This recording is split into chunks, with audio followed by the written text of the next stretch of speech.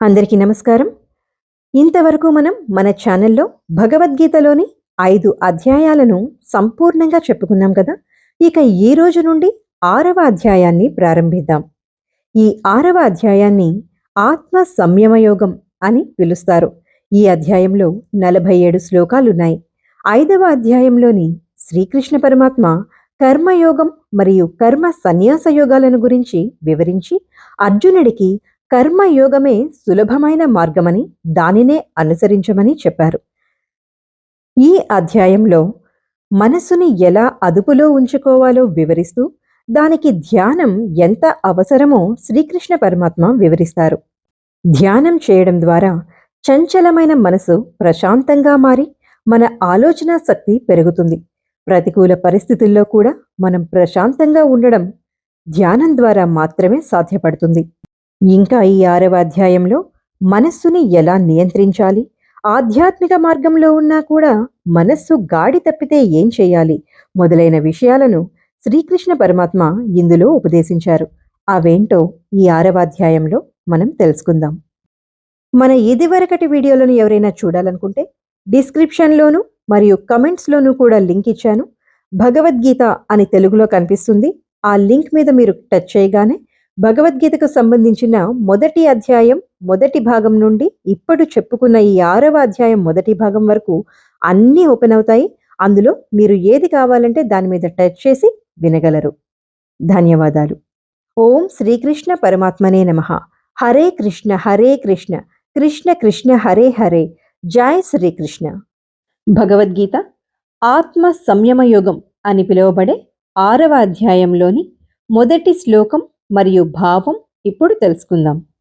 శ్రీ భగవానువాచ అనాశ్రితః కర్మఫలం కార్యం కర్మ కరోతి యః స సన్యాసీ చ యోగీ చ న నిరగ్నిర్న చాక్రియః. అనాశ్రితః కర్మఫలం కార్యం కర్మ కరోతి యః స సన్యాసీ చ యోగీ చ న నిరగ్నిర్న చాక్రియః. ఈ శ్లోకానికి భావం: కర్మఫలాన్ని ఆశించకుండా కర్తవ్య కర్మలను చేసిన వారే నిజమైన సన్యాసులు మరియు యోగులు.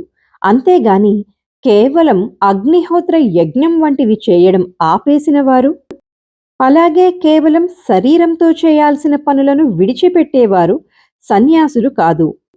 ఈ శ్లోకం యొక్క వివరణ ఏంటంటే, కేవలం బాహ్యమైన వస్తువులు ఒక వ్యక్తిని యోగిని గాని సన్యాసిని గాని చేయలేవు. ఎవరైతే తమ కర్మ ఫలాలను భగవంతునికి అర్పిస్తారో వారే నిజమైన సన్యాసులు, యోగులు అని శ్రీకృష్ణ పరమాత్మ ఉపదేశించారు. ఆత్మ సంయమయోగంలోని 2వ శ్లోకం: యం సన్యాసమితి ప్రాహుః యోగం తం విద్ధి పాండవ నహ్య సన్యస్త సంకల్పో యోగి భవతి కశ్చన. యం సన్యాసమితి ప్రాహుః యోగం తం విద్ధి పాండవ నహ్య సన్యస్త సంకల్పో యోగి భవతి కశ్చన. ఈ శ్లోకానికి భావం: అర్జున, దేనిని సన్యాసం అని చెప్తారో దానినే యోగం అని తెలుసుకో. ఎందువలనంటే సంకల్పత్యాగం చేయని వారు ఎవ్వరూ కూడా యోగి కాలేరు. ఇక్కడ శ్రీకృష్ణ పరమాత్మ సన్యాసం, యోగం రెండూ వేర్వేరు కాదని, ఎవరూ కూడా భౌతిక కోరికలను వదిలిపెట్టకుండా యోగి కాలేరని వివరిస్తున్నారు. ఇప్పుడు 3వ శ్లోకం మరియు భావం తెలుసుకుందాం. ఆరు రుక్షోర్మునేర్యోగం కర్మ కారణముచ్యతే యోగారూఢస్య తస్యైవ సమః కారణముచ్యతే. ఆరు రుక్షోర్మునేర్యోగం కర్మ కారణముచ్యతే యోగారూఢస్య తస్యైవ సమః కారణముచ్యతే.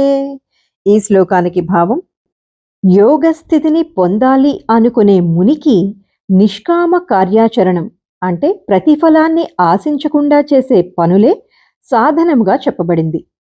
ఇదివరకే యోగ స్థితిని పొందిన వారికి మనస్సును వశపరుచుకొని కోరికలను త్యజించడమే సాధనంగా చెప్పబడింది అనేది ఈ శ్లోకం యొక్క భావం. 6వ అధ్యాయంలోని 4వ శ్లోకం: యదా హినేంద్రియార్థేషు న కర్మస్వనుషజ్జతే सर्वसङ्कल्पसन्न्यासी योगारूढस्तदोच्यते। यदा हिनेन्द्रियार्थेषु न कर्मस्वनुषज्यते సర్వసంకల్పసన్యాసి యోగారూఢస్తదోచ్యతే. ఈ శ్లోకానికి భావం: సమస్త భౌతిక కోరికలను విడిచిపెట్టి ఇంద్రియ భోగానికై పనిచేయడం గాని, కామ్యకర్మలలో నెలకొనడం గాని చేయనప్పుడు మనిషి యోగంలో ఉన్నతుడైన వానిగా చెప్పబడతాడు అని భావం. దీనికి మరింత వివరణ: కర్మయోగాన్ని ఆచరించినప్పుడు మనకు అంతఃకరణ శుద్ధి మరియు ఆత్మజ్ఞానం కలుగుతాయి. యోగ శాస్త్రంలో అటువంటి ఉన్నత స్థాయిని చేరుకున్నప్పుడు మనం కర్మయోగాన్ని విడిచిపెట్టి కర్మ సన్యాసం తీసుకోవచ్చని శ్రీకృష్ణ పరమాత్మ వివరిస్తున్నారు. ఆత్మ సంయమయోగంలోని 5వ శ్లోకం మరియు భావం తెలుసుకుందాం. ఈ శ్లోకం కొంచెం కష్టంగా ఉంటుంది. మొదట గమనించి తర్వాత పాడడానికి ప్రయత్నించండి. ఉద్ధరేదాత్మనాత్మానం నాత్మానమవసాదయేత్ ఆత్మైవ హ్యాత్మనో బంధుః ఆత్మైవరిపురాత్మనః. ఉద్ధరేదాత్మనాత్మానం నాత్మానమవసాదయేత్ ఆత్మైవ హ్యాత్మనో బంధుః ఆత్మైవరిపురాత్మనః. ఈ శ్లోకానికి భావం: ఇక్కడ శ్రీకృష్ణ పరమాత్మ మనస్సుని గురించి వివరిస్తున్నారు. మనిషి తన మనస్సు సహాయంతో తనను తాను ఉద్ధరించుకోవాలే గాని పతనం కాకూడదు. ఎందుకంటే మనసే మన మిత్రుడు అవ్వచ్చు, శత్రువు కూడా అవ్వచ్చు. ఈ శ్లోకం యొక్క వివరణ ఒక్కసారి గమనిస్తే మనస్సుని జయించిన వారికి అది ఒక మిత్రుడులాగా, అలాగే జయించలేని వారికి ఒక శత్రువులాగా పనిచేస్తుంది. ఇక ఈరోజు మనం భగవద్గీతలోని ఆత్మ సంయమయోగం అని పిలువబడే 6వ అధ్యాయంలోని 5 శ్లోకాలు, వాటి భావాలు తెలుసుకున్నాం కదా. ఇప్పుడు కేవలం భావాలను మాత్రమే మరొక్కసారి చెప్పుకొని ఈ భాగాన్ని ముగిద్దాం.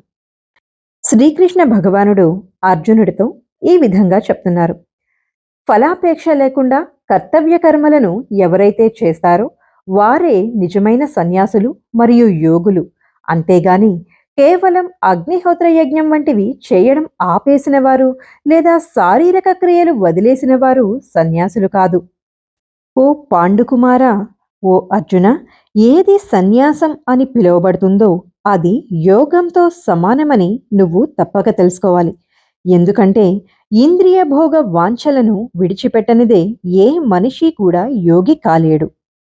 యోగ స్థితిని పొందాలి అనుకునే మునికి నిష్కామ కర్మాచరణమే సాధనమని చెప్పబడినది.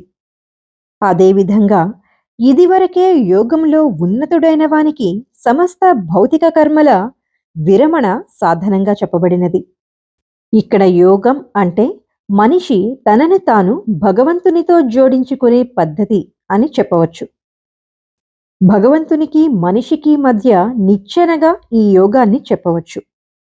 సమస్త భౌతిక కోరికలను విడిచిపెట్టి ఇంద్రియ భోగానికై పనిచేయడం గాని, కామ్య కర్మలలో నెలకొనడం గాని చేయనప్పుడు మనిషి యోగంలో ఉన్నతుడైన వానిగా చెప్పబడతాడు. మనిషి తన మనస్సు సహాయంతో తనను తాను తప్పక ఉద్ధరించుకోవాలి, అంతేగాని పతనం కాకూడదు. ఎందుకంటే మనస్సు జీవునికి మిత్రుడుగాను అలాగే శత్రువుగాను కూడా పనిచేయగలదు. ఇంతవరకు 5వ శ్లోకం వరకు గల వివరణ.